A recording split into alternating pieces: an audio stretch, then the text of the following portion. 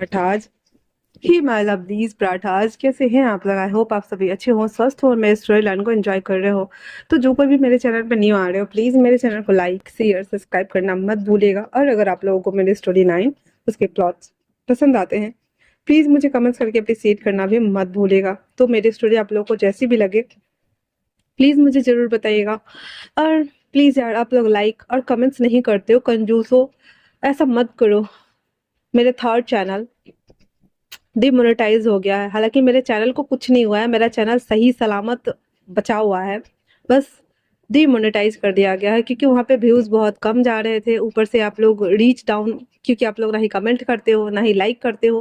हाँ, मैं जानती हूँ कि वो वांगसेंस नहीं था, बट फिर भी यार, जितने लोग सुनते हो कम से कम उतने ही 10 20 25 जितने ही सुनते हो, प्लीज़ कमेंट्स और लाइक तो किया करो ताकि मेरे वीडियोस की रीच डाउन ना जाए। मैं कितनी बार बोलूँ आप लोगों से। आई, जैसा भी लगा आप लोगों को, प्लीज अगर आप लोगों को मेरी स्टोरी लाइन पसंद आती है तो इतना तो कर ही सकते हो ना। मैं रिस्पेक्टफुली आप लोगों को बस बता सकती हूँ, इससे ज्यादा क्या ही बोल सकती हूँ मैं। चलिए हम आगे बढ़ते हैं।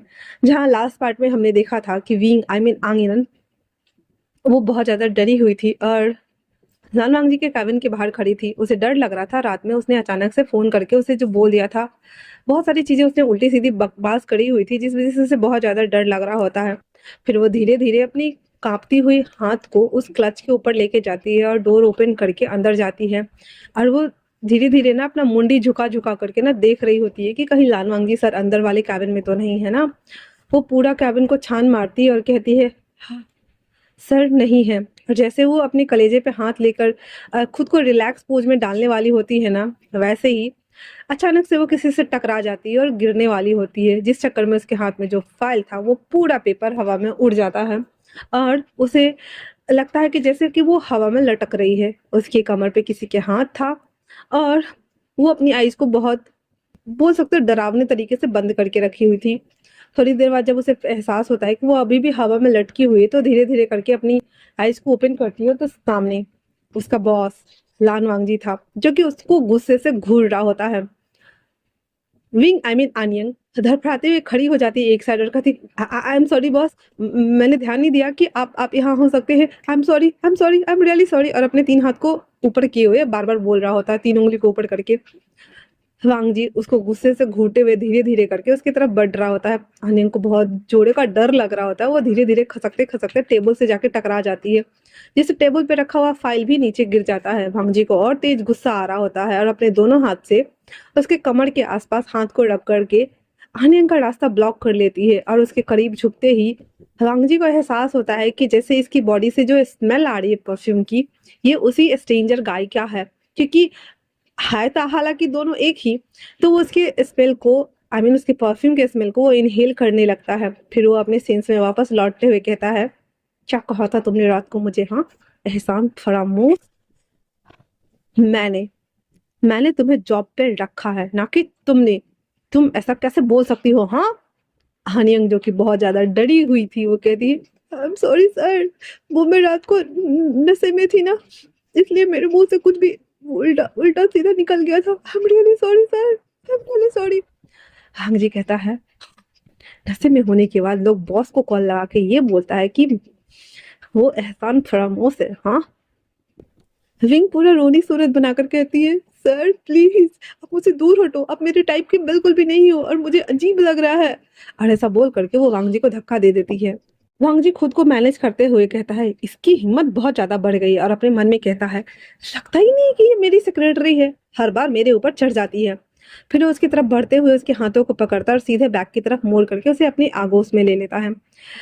आनियंग बहुत ज्यादा छटपटा रहा होता है और वांगजी को पता नहीं क्यों उसे बहुत ही ज्यादा अच्छा लग रहा होता है, क्योंकि उसे बैग से वही एहसास हो रहा था। वो अनजाने में ही आनियंग के थाइस के ऊपर हाथ रख देता है, जिसे देखकर वांगजी को, आई मीन आनियंग विंग को बहुत तेज गुस्सा आता है और वो एक लात मारता है वांगजी के पैर पे और उसे दूर होते हुए कहता है, सर आप ये कैसे गंदी गंदी हरकतें कर रहे हो? मैं आपकी सेक्रेटरी हूँ, आपको शर्म नहीं आती? आप अपनी सेक्रेटरी के साथ ऐसे गंदी गंदी हरकतें करते हो? बेचारा तब बचा करके वांगजी सेंस में लौटता और कहता, आई एम सो सॉरी, और ये मैस जितना भी तुमने क्रिएट किया है ना, सबको समेटो अभी के अभी। इतना बोलकर वो अपने चेयर पे जाके बैठ जाता है और टाई को थोड़ा ढीला करता है और कोट को थोड़ा ढीला करता है और फू ऐसे करता है। आनियन जो कि चिल्ला तो चुकी थी, लेकिन उसे भी पता था कि हाँ, उसके टच से वो भी बहुत ज़्यादा अजीब फ़ील कर रही थी। इसीलिए वो तो पहले अपने आप को थोड़ा ठंडा करती है, क्योंकि उसे भी थोड़ा अजीब लग रहा होता है। उसके बाद जल्दी-जल्दी सारे पेपर को कलेक्ट करना स्टार्ट कर देती है। फिर जितने भी फाइल्स वगैरह को गिराई थी, वो सब समेटने के बाद उस पेपर को ठीक करना था। इसीलिए वो उस फाइल को जो वो लेकर के आई थी, वो उसे वहाँ पे रख देती है और जाके पूछती है, "सर, क्या आप कॉफ़ी लेंगे?" वंश जो कि नाश्ता नहीं किया हुआ था, वो कहता है, मैंने नाश्ता नहीं किया है, तो क्या आप मेरे लिए लेके आ सकती हो?" आनियन बोलती है, "जी सर।" इतना बोल करके वो वहाँ से निकल जाती है। थोड़ी देर बाद वो कॉफ़ी और ब्रेकफ़ास्ट दोनों ले आ चुकी थी। वो सोफ़े वाले टेबल पे लाके रख देती है और कहती, "बॉस, आपका नाश्ता, पानी और कॉफ़ी तीनों है।" लंग जी हाँ में सर हिला देता है। उसके बाद आन्या उसी 3 साइड का सोफ़ा रहता है ना, तो एक साइड वाले सोफ़े पे जाके वो बैठ जाती है और सारे पेपर को एक-एक करके कलेक्ट करना शुरू कर देती है, क्योंकि पिछली बार जब वो गलती की हुई थी तो वांग जी से डाँट पड़ा हुआ था। तो रॉ वाइज़ वो लगाना शुरू कर देती है देख-देख करके। वहीं वांग जी जो कि उसको कब से घूरे जा रहा था, ऐसे बोल सकते हैं ताड़े जा रहा था, और ताड़ते-ताड़ते वो अपनी जगह से उठता है और वापस से अपनी सीट पे आके बैठ जाता है। और बैठ करके वो बॉक्स खोलता है और उसमें से 1-2 बाइट खाने के बाद कहता है, "क्या तुमने नाश्ता किया?"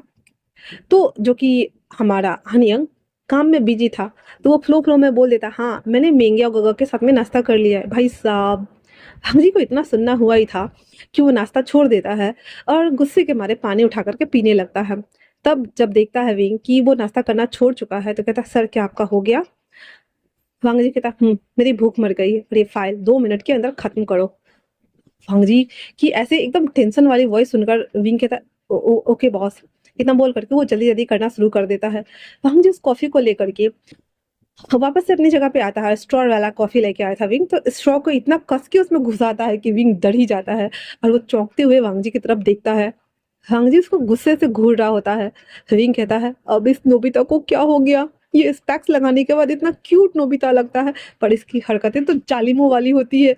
ये मुझे इस तरह से क्यों घूर रहा है, जैसे मैंने इसकी इज्जत को लूट लिया हो, हाँ, या फिर मैंने इसकी कोई कीमती चीज चुरा ली हो। विंग आई मीन आनियन अपने ख्याली पुलाव पकाता हुआ वापस से कॉन्सेंट्रेट करता है, उस फाइल को जल्दी जल्दी ठीक कर देता और कहता, सर हो गया। तो उसके पास वो फाइल रख देता है और जब वो जा रहा होता है तो वांग जी, अब देखो भाई साहब, गुस्से में कहता है उससे, तुमने कहा था कि तुम इस प्रोजेक्ट पे काम करोगे, तो क्या तुम्हारा काम हो गया? तो विंग कहता, यस बॉस, आधा मैंने कंप्लीट कर लिया है। इससे आगे वो कुछ कहता, वांग जी कॉफी पटकते हुए कहता है, आधा? मैंने तुमसे नहीं कहा था कि कल पूरा का पूरा कंप्लीट करके तुम जाओगी? हाँ। विंग कहता है, सर। वांग जी कहता है, मैं कुछ नहीं सुनना चाहता, मुझे आधे घंटे के अंदर चाहिए। विंग अपना सर हिलाते हुए वापस अपने कैबिन में आके बैठ जाता है, पैर पटक रहा होता है और कहता, इस नोबिता को तो मैं छोड़ूंगा नहीं, ये मेरी बात सुनता क्यों नहीं है? हाँ। और इतना बोल करके वो वापस से जल्दी जल्दी से एडवर्टाइजमेंट करना स्टार्ट, जो ट्रांसलेट करना था वो सभी चीजें करना स्टार्ट कर देता है। देखते देखते उसने 25 मिनट के अंदर सारा काम फिनिश कर दिया। सर कहता है, यस मैंने कर दिया। इतना बोलकर जैसे ही वो उस फाइल को लेकर के भांग जी के पास जाने वाला, हालांकि केबिन दोनों का एक एक ही था, लेकिन रॉ वाइज अलग अलग बना हुआ था बुक सेल्फ होने की वजह से। विंग ना वांग जी ना विंग को देख सकता था, लेकिन विंग ना मतलब अगर थोड़ा सा टीढ़ा होके झुकता ना, तब जाकर के वो वांग जी को देखता। तो जिस वजह से उसे पता ही नहीं चला कि मिस जिया कब उस कैबिन में इन कर चुकी है। और जब वो फाइल लेकर जैसे ही उठ कर दे बाहर आने वाला होता अपनी कैबिन से, तो देखता है कि मिस जिया हंग जी की गोद में बैठी हुई है और उसके टाई के साथ वो खेल रही है और उसके बालों को वो सेट कर रही होती है, और वांग जी कुछ भी नहीं बोल रहा होता है। ये देखकर पता नहीं क्यों, पर विंग को भी बहुत गुस्सा आ रहा होता है और वो सीधे उस फाइल को पकड़े हुए, जो कि बहुत बुरी तरीके से स्मैच कर रहा होता है, वो लेता है और ले जाकर के पटक देता है और कहता, बॉस आपने कहा था 5 मिनट पहले ही मैंने पूरा कर दिया है। इतना बोलकर बिना कुछ जवाब सुने वहां से पैर पटकता हुआ उस कैबिन से बाहर आ जाता है और कॉफी वाले सेक्शन एरिया में जाकर अपने लिए, जो कि छोटा सा किचन एरिया रहता है ना, वहां पे अपने लिए नूडल्स बनाना स्टार्ट कर देता है, क्योंकि उसको गुस्से आ रहा था बहुत तेज, तो वो खाने के लिए हॉट कप नूडल्स को तैयार करने लगता है और बरवाया जा रहा था। जब देखो तब सुंदरियों के साथ घुरे रहते हैं। इन सुंदरियों को अंदर रखा क्या रहता है? मैं क्या उन्हें बहन जी टाइप लगती हूँ? सुबह में तो मुझे ऐसे तार रहे थे जैसे कि वो मेरा वस्त्र हनन करने वाले हैं, और मुझे कमर से ऐसे पकड़े हुआ था जैसे कि इंडियन मूवी के जैसे शाहरुख खान होल्ड करते हैं ना, वैसे मुझे होल्ड करके रखा हुआ था। हद्दा है, मुझे बहुत तेज गुस्सा आ रहा है और वो बरबराया जा रहा था, हॉट कप नूडल्स को बनाया जा रहा था। तभी मेंगे पीछे से आते हुए कहता, क्या हो रहा है? तो बेचारा हमारा जो कि बना रहा था, अचानक से मेंगे की वही सुनने के बाद उसके हाथ पे गर्म पानी आ जाता और कहता, आउच आउच। तो पिंगा जल्दी से इसके हैंड्स को पकड़ लेता है, उसके हाथ से कप नूडल्स को लेता है और गर्म पानी वाले ट्यूब को बंद करता है, कहता है विंग देख के काम करना चाहिए ना, ये क्या कर रहे हो तुम, हाँ। और जल्दी जल्दी से बास बेसिन में ले जाकर के उसके हैंड्स को वो धोना शुरू कर देता है। फिर उसको वहां से ला करके एक डेस्क जहाँ पे एक एम्प्लॉय बैठा हुआ था उसको उठा देता है और वहां पे उसको बैठा देता है। और फिर उसके हाथों के ऊपर ना फर्स्ट एड किट एक को लाने के लिए बोल चुका था, बोल देता है, तो वो लाने चला जाता है, उसके हाथों को फूंक मार रहा होता है। तभी सिचन भाई साहब वो बात करते करते जा रहा होता है। हालांकि सिचन को पता है कि मिंग्या और आनियन के बीच में एक भाई बहन का रिश्ता है, पर फिर भी होता है ना जल कुकरा हमारा भुट्टा हुआ भुट्टा। वो जब देखता है कि किस तरह से मिंग्या इतने प्यार से आनियन के हैंड्स को फूंक मार रहा है, उसके हाथ ना फोन पे कस गए थे और उधर वाला शख्स hello are you there sir, are you still sir बोल रहा था। बेचारा हमारा सीजन मिंग्या को घूर कर देख रहा था। कुछ सेकंड घूर लेने के बाद वो कहता है यहाँ क्या हो रहा है। उसकी बात सुन करके मिंग्या आनियन बाकी एम्प्लॉयज की तो हालत सिट्टी बिट्टी गुम हो चुकी थी। और वो कहता सर कुछ भी नहीं। तभी आनियन कहता सर वो मेरे हैंड्स के ऊपर गर्म पानी गिर गया था इसलिए मैं वो। तो सीचन चिल्लाते हुए कहते हैं ध्यान कहाँ रहता है तुम लोगों का, हाँ एक छोटा सा काम तुम लोग सावधानी के साथ नहीं कर सकते हो ताकि तुम लोगों को किसी की हेल्प लेनी पड़ी, हाँ जब ये कर रहे थे तब तुम्हारा ध्यान कहाँ था। अपनी देखभाल नहीं कर सकते हो तो इतनी बड़ी कंपनी को कैसे हैंडल करोगे तुम्हें। और इतना बोल करके सीजन वहां से चले जाते हैं। रिंग को बहुत ज्यादा बुरा लग गया था सीजन की बात। हालांकि वो सही कह रहे थे क्योंकि गलती उसकी थी और उसने ध्यान नहीं दिया और मेंगिया की वजह से भी हुआ था। तो विंग बिना फर्स्ट एड किए ही वहां से उठ करके टेरिस पे चला जाता है और टेरिस से लग करके पकड़े हुआ था, उसको गिरने वाला नहीं था, लग करके और बाहर की तरफ देखते हुए वो रोना शुरू कर देता है। अब मेंगिया जो कि उसको भी बहुत ज्यादा बुरा लग रहा था वो उस तरफ जाने ही वाला था। तभी उसके फोन पे मैसेज आता है जिसपे सिचन ने ही मैसेज किया था कि 2 मिनट के अंदर कैबिन में आओ। वो जब मैसेज देखता है तो वो विंग के पीछे नहीं जा सकता था, इसलिए वो उसके कैबिन में चला जाता है। विंग जो कि सच में टेरिस पे जाकर रो रहा होता है क्योंकि एक तो उसे लड़की बन के इस कंपनी को ज्वाइन करना नहीं था, करने के बाद उसके साथ जब से वो आया है तब से हादसे पे हादसा ही हो रहा है। वांगजी अलग ही उसे टॉर्चर कर रहा है, ऊपर से इसका लैपटॉप भी तोड़ दिया था, सारी चीज बिगाड़ दी हुई थी और कुछ भी उसके फेवर में नहीं हो रहा था, इसलिए उसे बहुत तेज गुस्सा आ रहा होता है। और वो फोन निकालकर जियांगचेंग को कॉल लगाते हुए कहता हाँ चेंग क्या रात को हम मिलने वाले हैं, मुझे बहुत बुरा लग रहा है, तुम लोगों ने मेरी जिंदगी सालों नर्क बना दी है, अब भुगतो, मैं क्या करूं बताओ मुझे। और वो रो रहा होता है तो जियांगचेंग कहता क्या हो गया, क्यों रो रहा है, बताएगा मुझे। तो मिंग कहता है मैं मिल के बताऊंगा, उस नोबिता को तो मैं छोड़ने वाला नहीं हूँ और ये सब उसी की वजह से हो रहा है। तो जियांगचेंग को समझ नहीं आ रहा था, कहता है नोबिता, कौन नोबिता। तो कहता वही मेरा बॉस खड़ूस, और कौन। इतना बोलकर वो फोन काट देता है और वो सुबह के रो रहा होता है। वही वांग जी अचानक से विंग के इस बिहेवियर से वो अलग ही सुन्न हो गया था क्योंकि विंग आया था, फाइल पटक दिया था और भाग गया हुआ था वहां से, कुछ बोला भी नहीं था क्या है नहीं है कुछ भी नहीं। उसके जाने के बाद उसे कुछ कहता तब तक विंग पलट के जा चुका था, निकल ही चुका था बहुत तेजी के साथ में। तो वो जिया को हटाते हुए कहता है मुझे तुमसे बाद में बात करनी है, पहले मैं अभी आता हूँ। इतना बोलकर वो जब बाहर आता है तो देखता है कि मेंगिया और विंग ना एक दूसरे के साथ बातें कर रहे हैं। जब विंग के हाथ पे गर्म पानी गिर गया था तो वांगजी उसके पास आना चाहता था लेकिन तब तक सारे एम्प्लॉय आ चुके थे, इसलिए वो वहीं पे रह गया था अपनी एलिवेटर के पास ही। और जब सीजन उस पर चिल्ला के गए थे तो वांगजी ने देखा था विंग किस तरह से रोते हुए टेरेस पे चला गया है, इसलिए वांगजी लाइफ में पहली बार कॉफी बनाता है, मतलब नीचे जाकर के कॉफी लेके आता है 2 और ले जाकर के ऊपर आता है जहाँ पे विंग ना जियांगचेंग के साथ में बात कर रहा होता है। जब वो बात करके फोन रख देता है तो उसे भी समझ में नहीं आया था कि आखिरकार उसने नोबिता किसको बोला, उसने थोड़ा सा ही सुना था, तब तक विंग फोन कट कर चुका था। फिर उसके पीछे से होते हुए इसके बगल में जाता है और कॉफी बढ़ा देता है। तो विंग अभी तक देखा नहीं था कि वहां पे वांगजी सर खड़े हैं, इसलिए कॉफी लेते हुए कहता है थैंक यू याओ गग्गा। वांगजी को फिर से बुरा लग गया था और वो उसको घूर कर देखते हुए कहता है मैं याओ गग्गा नहीं हूँ। भाई साहब इतना सुनना था कि विंग के हाथ में जो कॉफी था ना वो अचानक से गिर जाता है उसके सारे कपड़े को ऊपर और वो सीधे ऊपर चेस्ट से होते हुए नीचे तक जा रहा था। विंग की जब देखता है इतना है तो वांगजी जल्दी से उसे टेरेस पे एक साथ रखते हुए उसके कपड़ों को ना ऐसे ऐसे ऊपर से पकड़ के, जैसे उसने शर्ट वेयर किया हुआ था ना तो शर्ट के ऊपर कॉलर के नीचे थोड़ा पकड़ के ऐसे ऐसे फूंक मारना स्टार्ट करता है। तो विंग जब देखता है क्योंकि उसकी तो चोरी पकड़ी जाने वाली थी, वो तो लड़का है, इसलिए उसको हटाते हुए कहता है सर ये आप क्या कर रहे हो। तो विंग कहता है तुम फिर वो दूर हो जाता है और कहता है तुम्हारे कपड़े गंदे हो गए हैं। चलो अभी चेंज कर लो, वरना ये, और तुम्हें जलन हो रही होगी ना, मैं मुड़ जाता हूँ, इसे खोल के सुखा लो तुम। विंग कहता है नो थैंक्स सर, मैं जाती हूँ वॉश करके आती हूँ। वांग जी कहता है हाँ मैं तुम्हारे लिए कपड़े ऑर्डर कर देता हूँ। फिर इतना बोलकर विंग जैसे ही जाने को होता है तो वांग जी कहता है ठहरो। फिर वांग जी अपना कोट उतारता है और उसके ऊपर डाल देता है, कहता है आप जाओ वरना अजीब लग रहे हैं। तो जो विंग था वो उसका कोट लेकर के वहां से चला जाता है। जब वो पीछे से जा रहा होता है तो वांग जी को विंग याद आ रहा था। आई मीन कि विंग तो अभी आने मांग के चली गई ना, तो अभी विंग याद आ रहा था क्योंकि किस तरह से विंग उसके ऊपर वॉमिट किया था। नहीं, उसको तो उसके कमरे में लेके गया था ना यार, फिर मैं कंफ्यूज हो रही, विंग याद आ रहा था। और वो जिस तरह से उसको उठा के लेके गया था, उसके साथ उसने नाइट स्पेंड किया था, वो सभी थिंग्स उसको याद आ रहा था। और दूसरा बात, वो जब उसको एक अंधेरे कमरे में जब पकड़ के लेके गया था, उसको किस तरह से बैक से हग किए हुए था, क्योंकि आनियंग जब भी उसके क्लोज होती है, उसकी जो परफ्यूम की जो स्मेल होती है वो बार बार वांगजी को हॉन्ट कर रही थी, विंग की याद दिला रही थी। हालांकि उन दोनों में से किसी ने भी एक दूसरे से नाम पूछा हुआ नहीं था, लेकिन उसे अभी भी उसकी याद आ रही थी। और आनियंग के जाते ही विंग धीरे से कहता है कौन हो तुम, जो इसके रहते हुए मुझे तुम्हारी याद आ रही है। क्या मैं सच में तुम्हें लाइक करने लगा हूँ, ये जानते हुए भी कि मेरे फियांसे हैं। और इतना सोचते हुए वो अपने हाथ में रिंग को देखता है जिसको वो गोल गोल घुमा रहा होता है और कहता है मुझे नफरत है इससे, हाँ, और मैं नहीं करना चाहता। इतना बोल करके और वो नीचे आ जाता है। वहीं आनिया जल्दी से नीचे आती है और वांगजी वाला ही कैबिन में जा करके अपने कपड़ों को हटा करके पहले तो टिश्यू लेकर के क्लीन करना स्टार्ट कर देती है। और क्लीन करने के बाद अपने आप को देखते हुए कहती ये अभी होना था। और वो स्पॉन्ज को देखती है जो कि कॉफी की वजह से ना गीला हो चुका था। अब वो कैसे बताए भाई, ये ओरिजिनल बॉडी थोड़ी है उसकी।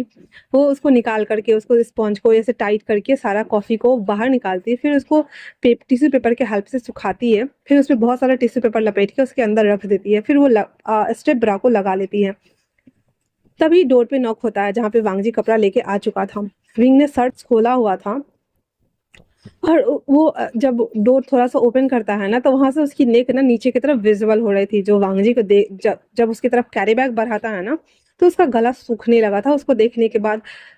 ये देखने के लिए नहीं कि वो लड़की को देख रहा है, जिस तरह से उसके बॉडी को वो देख रहा था ना, उसे अभी भी उसके दिमाग में वही स्ट्रेंजर पर्सन घूम रहा होता है। जिसे देखने के बाद वो जल्दी से दूसरी तरफ पलट जाता है, कहता है जल्दी से चेंज कर लो और बाहर आ जाओ। विंग थैंक यू बॉस बोल करके वो कपड़ा ले लेता है जो कि वन पीस था। वो जल्दी से चेंज कर लेता है और बाहर आ जाता है। इसमें बहुत ही ज्यादा वो खूबसूरत लग रही होती है। बाहर आने के बाद वांग जी उसे देखता और कहता हूँ अब मुझे बताओ ये क्या चीज का फाइल है। विंग टॉन्ट मारते हुए कहता है आपकी वो गर्लफ्रेंड चली गई। तो वांग जी कहता है सी इज माई फियांसे। तो कहता आपको देख के लगता नहीं है कि आप उसके साथ खुश हो, आप उससे शादी नहीं करना चाहते बॉस। वांग जी उसको देखता है सरप्राइज होकर के। तो विंग कहता है सोचते हुए मुझे लगा ही था कि आप उस चुड़ैल से शादी नहीं। फिर वो चुप हो जाता है, कहता है आई एम सो सॉरी, पर सच है वो चुड़ैल ही लगती है, आपके साथ तो बिल्कुल मैच नहीं करती। तो वांग जी उसकी तरफ लीन होते हुए कहता है क्या तुम मैच करती हो। तो विंग झूठ मूठ का बोल देता है I am so sorry sir, पर मेरा बॉयफ्रेंड है और मैंने ब्लाइंड डेट भी अरेंज किया है, तो मैं उसी के साथ जाऊंगी। वांग जी कहता तो फिर मेरे लिए भी कोई ढूंढ दो। विंग कहता है फिर बताइए सर आपको कैसे लड़की चाहिए। तो वांग जी कहता है लड़की नहीं लड़का। विंग कहता है हाँ। वांग जी कहता है क्या तुम ढूंढ सकती हो, तो अरेंज कर दो। फिर वो बताना शुरू करता है एकदम परफेक्ट बॉडी, पतला पतले हाथ, पतले पतले पैर। वो विंग का पूरा एक गेस्चर बता रहा होता है क्योंकि जिस तरह से उसने टच किया हुआ था वो सभी चीजें उसे बताता है। और हाँ लास्ट में उसके लिप्स के नीचे एक छोटा सा मोल। विंग अपने आप को देखते हुए कहता है ये मेरे बारे में क्यों बोल रहा है। फिर वो कहता है सर आपको क्यों क्यों लगता है कि ऐसे लड़के ही चाहिए। वांग जी अपने मन में कहता है क्योंकि वो मेरे दिलो दिमाग में बसता जा रहा है शायद से इसलिए।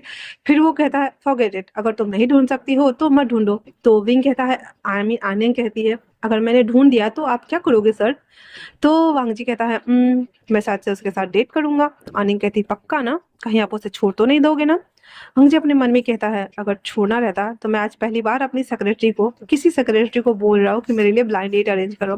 फिर वांग जी कहता है छोड़ो तुम्हें नहीं मिलेगा। आनियन कहती है मैं पक्का ढूंढ दूंगी सर, पर आपको उस चुड़ैल को छोड़ना पड़ेगा क्योंकि वो आपके साथ अच्छी नहीं लगती है। तो वांग जी कहता है ठीक है। इतना बोलकर फिर जो आनियन थी वो सारी फाइल्स जो कुछ भी उसने एडवर्टाइजिंग का बनाया हुआ था वो सभी एक एक करके उसे समझाने लगती है। वांग जी और वो तो दोनों देख चुके थे। फिर वो पेन ड्राइव निकाल करके उसे भी वो समझा देती है। फिर वो अपने कैबिन में चली जाती है। तभी जिया, जो कि थोड़ी देर के लिए सीजन के कैबिन में चली गई हुई थी, वो दोबारा से आती है। अब हम पहले सीजन के कैबिन का देखता है। वहां जाने के बाद सीजन से कहती है, गगा, क्या आपका भाई मुझसे शादी नहीं करने वाला? वो मेरे साथ इतना कोल्ड बिहेव क्यों करता है? तो सीजन कहते हैं, ये उसकी लाइफ है, उसे क्या करना है नहीं करना वो समझेगा। तो वो कहता है, इमोशनल ब्लैकमेल करते हुए कहती है, आपको पता है ना, मेरी मॉम ने, हाँ, आपकी मॉम के साथ प्रॉमिस किया था कि मेरी बेटी जब बड़ी होगी तो आपके खानदान की बहू बनेगी, इसलिए मैं रेडी हुई थी ताकि मैं उनसे शादी कर सकूं। बट वो मान क्यों नहीं रहे हैं? तो लैंसटन कहते हैं, मैंने कहा ना कि उसकी लाइफ है, वो किससे शादी करेगा नहीं करेगा ये उसका डिसीजन होगा, मैं कुछ नहीं कर सकता हूँ। अच्छा होगा कि तुम उसी से जाके बात करो। जी, आप पैर पटकते हुए वहां से वांग जी के कैबिन आ रहे थे, जहाँ पे वांग जी ना हनी, आई मीन विंग के साथ अच्छे से बात कर रहा होता है और वो नॉर्मल लग रहा होता है, उसके फेशियल एक्सप्रेशन भी नॉर्मल लग रहे होते हैं, जिसे देखकर जिया को बहुत तेज गुस्सा आता है और वो आते हुए आनियन को थोड़ा दूर करके ऐसे धक्का देकर खड़ा कर देती है और कहती है, मेरे रहते हुए तुम अपनी सिक्योरिटी के साथ फ्लर्ट कर रहे हो? वांग जी कहता है, बिहेव। तो जिया उसके पास जाते हुए कहती है, मुझे बताओ वांग जी, तुम आखिर मुझसे शादी क्यों नहीं करना चाहते हो? क्या तुम्हें ये बहन जी टाइप सिक्योरिटी पसंद आती है? और इतना बोलने के साथ ही वो आनियन को धक्का दे देता है। अब विंग को बहुत तेज गुस्सा आ रहा था, उसका मन कर रहा था इस चुड़ैल का तो मुंह नोच ले, पर वो अभी कुछ नहीं कर सकता है और नीचे बैठा हुआ था। वांग जी उसके पास आते हुए उसको उठाते हुए कहता है, क्या तुम ठीक हो? कहता, जी सर, मैं ठीक हूँ। और इतना बोलने के साथ ही वो जैसे ही खड़ा होता है, आनियन को खड़ा करता है, तो जो जिया थी उसे बहुत तेज गुस्सा आ रहा था। वो गुस्से में जो फाइल आनिंग ने बनाया, आई मीन विंग ने बनाया हुआ था, उस सभी फाइल को वो फाड़ देती है और कहती है, तुम मुझे बताओगे कि तुम्हें ये बहन जी पसंद आ रही है? हाँ, मैं नहीं, मुझ में क्या कमी है कि मैं तुम्हें पसंद नहीं आ रही हूँ? मैं, अगर तुम मुझे नहीं शादी किए ना वांग जी, तो मैं पूरी मीडिया को बोल दूंगी कि तुमने मेरा फायदा उठाया और तुम मुझसे शादी नहीं कर रहे हो। हाँ जी कहता है, हाँ ठीक है, तुम्हें जो करना है कर सकती हो। इतना बोलकर वो उसको ठीक करके सोफा पे लेके आता है, क्योंकि ऑलरेडी उसके ऊपर वो कॉफी गिरा चुका था और अभी उसने धक्का दे दिया था। जया कहती है, ठीक है फिर देखते जाओ। वांग जी उसकी तरफ कोल्ड गेज देते हुए कहता है, ऐसा मत करना, क्योंकि अब इस जिया महारानी को तो पता नहीं है ना हमारे वांग जी का गुस्सा 104 को ऑलरेडी टपका चुका है बेड वार्मर बनाने के चक्कर में, और ये बहन जी को शादी करनी है। इसलिए वो वार्निंग देते हुए कहता है, मैंने कहा ना ऐसा कुछ भी मत करना, वरना मुझसे बुरा कोई नहीं होगा। तुम्हें मुझसे पैसे चाहिए ना, मैं तुम्हें पैसे दे रहा हूँ ना, तुम्हें फैंसी का टैग भी मिला हुआ है ना, तो क्या मुझसे शादी करना जरूरी है? हाँ, जितने भी बड़े मीटिंग्स और सेमिनार्स होते हैं वहां तो तुम्हें लेके मैं चाहता हूँ ना। तो वांग जी की बात सुनकर जिया कहते, एक्जैक्टली, मुझे ये पूरी लाइफ टाइम के लिए चाहिए, ना कि ये सिक्योरिटी को मिलना चाहिए, और इसे तो मैं छोड़ूंगा नहीं। वो जैसे ही बोलकर उसके पास आने वाला था, वो वांग जी को, मतलब उसे थप्पड़ लगाने के लिए आने वाली होती है, तैसे ही जिया से बचाने के लिए वांग जी बीच में आ जाता है और वो थप्पड़ वांग जी को लग जाता है और उसका गाल टेढ़ा हो जाता है। तो अब क्या करेगा वांग जी हमारे जिया के साथ, अब मैं कल वाले पार्ट पे बताऊंगी। तो सबसे पहले मुझे कमेंट्स करो आप लोग टेलीग्राम पे, अगर कोई ज्वाइन होना चाहते हैं, जहाँ पे मैं हॉट स्टोरी शेयर करती हूँ, बहुत ही हॉट वाले पार्ट। मुझे नहीं पता कि मैं कितना अच्छा करती हूँ, लेकिन हाँ, मैं पूरा एंटरटेन करने का ट्राई करती हूँ। तो जिन लोगों को बहुत ही ज्यादा हॉटनेस वाली सुननी है तो जाओ। बाकी अदर्स स्टोरी जो कि मेरे यूट्यूब की है मैं उसे शेयर करती हूँ, लेकिन मैंने टेलीग्राम के लिए एक सीरीज बनाया है पोल डांसर, तो पोल डांसर आप लोग जाके सुनो, वो स्टोरी बहुत अच्छी और मजेदार होने वाली है, साथ में उसमें बहुत सारा हॉटनेस देखने को मिलने वाला है आप लोग को। तब तक के लिए थैंक्स फॉर वॉचिंग।